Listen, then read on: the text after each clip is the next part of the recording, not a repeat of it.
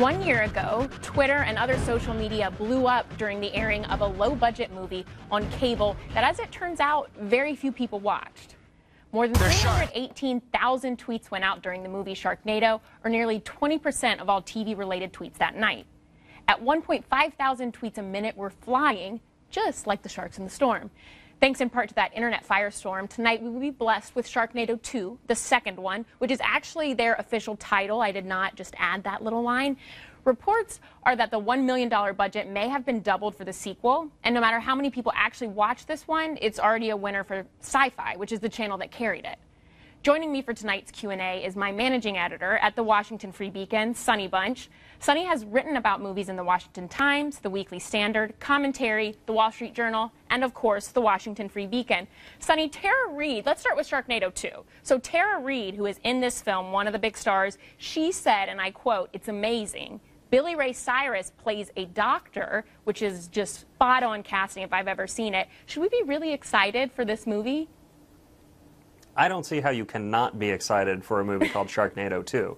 I mean, I remember when the first one happened, I somehow had missed the very start of it, but I saw my Twitter feed just started filling up with all of these crazy, tweets about these awful acting and the special effects are terrible. And so I flipped over and was transfixed. I was one of those people tweeting 5,000 times a minute, not 5,000 times by myself, but it was really something of a social event. And this is, in the age of social media, in the time that we live in, when everybody likes to do everything together and online and have a good time, even if we're in entirely different states. It's kind of the perfect symbol for the millennial generation.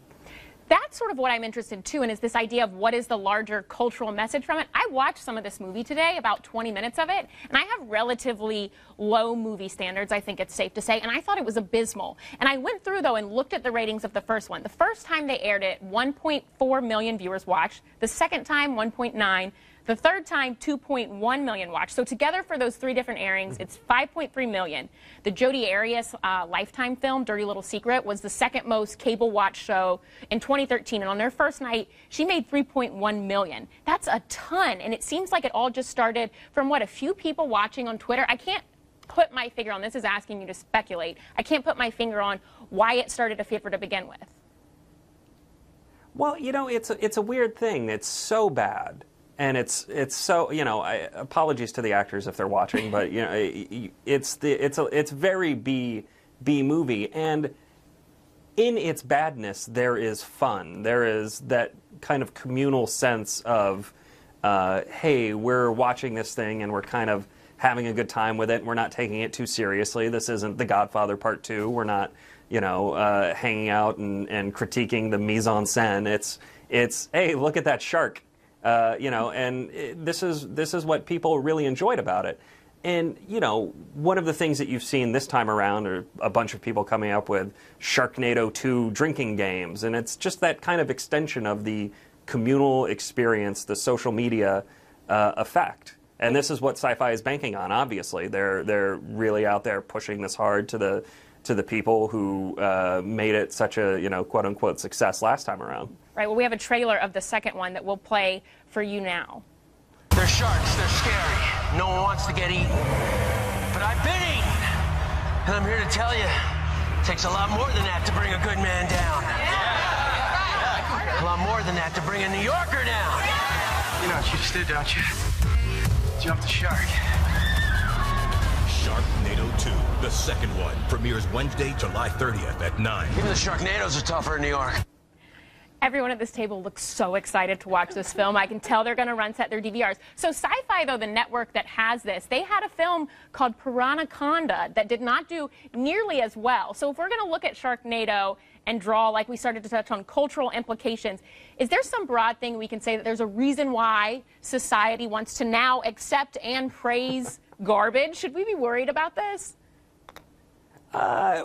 Society has always kind of praised garbage. Is this really that much worse than, the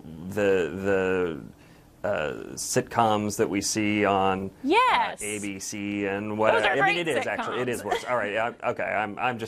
I'm playing devil's advocate, but, you know, I do think that there's something so inherently absurd about the Sharknado concept, the idea that this tornado would pick up all of the sharks and then it would flood L.A. and then New York. Frankly, the second Sharknado phenomenon is very confusing to me. I can buy one Sharknado, but two? Haven't we figured out how to stop the Sharknados? Why is this a success and, say, Sharktopus is not a success?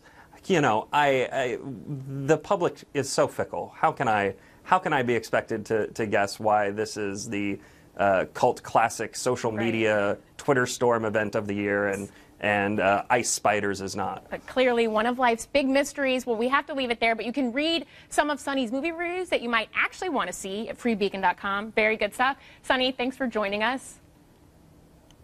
Thank you.